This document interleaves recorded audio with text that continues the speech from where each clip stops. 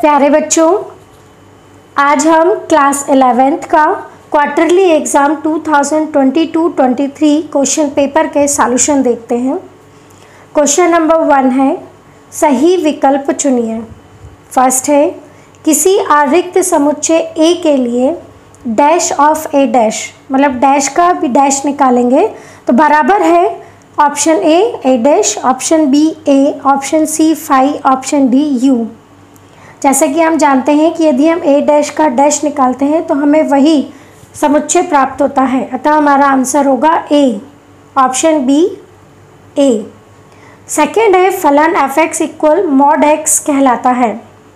फलन f x equal to mod x मापांक फलन होता है, अतः हमारा आंसर है ऑप्शन सी मापांक फलन। थर्ड है, यदि a + 1, b - 2 इक्वल 3, 1 तो a व b के मान क्रमशः होंगे। इसे हम सॉल्व करते हैं तो हमें प्राप्त होता है a + 1 इक्वल 3, तो हम a + 1 का कंपेयर करेंगे 3 से और b - 2 को कंपेयर करेंगे 1 से। a + 1 इक्वल टू 3 तो a का मान हमें प्राप्त होगा 2 और b - 2 इक्वल 1 तो हमें b का मान प्राप्त होगा 3, अतः हमारा आंसर है ऑप्शन ए 2, 3। फोर्थ है, 225 डिग्री 225 डिग्री की रेडियन माप होती है। हम इसे हल करते हैं, सॉल्व करेंगे तो हमें प्राप्त होगा रेडियन माप इक्वल π/180 इंटू डिग्री माप। अब डिग्री माप की जगह हम 225 रख देते हैं और इसे हल करते हैं तो हमें प्राप्त होगा 5π/4, अतः हमारा आंसर है ऑप्शन सी 5π/4। फिफ्थ है, i⁴ का मान होगा। i⁴ को हम लिख सकते हैं i² और i² की वैल्यू होती है -1। अब -1 का स्क्वायर करेंगे तो हमें प्राप्त होगा 1, अतः हमारा आंसर है ऑप्शन बी 1। सिक्स्थ है, 2 - 3i का गुणात्मक प्रतिलोम है। इसे हम हल करेंगे, 2 - 3i का गुणात्मक प्रतिलोम ज्ञात करते हैं तो 1/2 - 3i, हर में जो है वो 2 - 3i है, हर का हम परिमेयकरण करेंगे तो 2 - 3i दिया हुआ है हर में, तो हम अंश और हर में मल्टीप्लाई करेंगे हम 2 + 3i का। अंश का गुणा हम अंश में करेंगे और हर का गुणा हम हर में करेंगे। इस तरह हमें प्राप्त होगा 2 + 3i/2² - 3i होल स्क्वायर। जब भी हम हर का परिमेयकरण करते हैं तब हमें हर में a + b और a - b का फॉर्मूला लगाना होता है। इसकी वैल्यू होती है a² - b²। इसे हम हल करेंगे तो हमें प्राप्त होगा 2/13 + 3/13i, अतः हमारा आंसर है ऑप्शन ए 2/13 + 3/13i। क्वेश्चन नंबर 2 है, रिक्त स्थान की पूर्ति कीजिए। फर्स्ट है, a और a डैश का सम्मिलन, मतलब a union a dash is equal to dash. a और a डैश का यदि हम यूनियन या सम्मिलन निकालते हैं तो हमें u यूनिवर्सल सेट सार्वत्रिक समुच्चय प्राप्त होता है, अतः हमारा आंसर है u। सेकंड है, a या b में से कोई अपरिमित समुच्चय है तो a × b डैश समुच्चय होता है।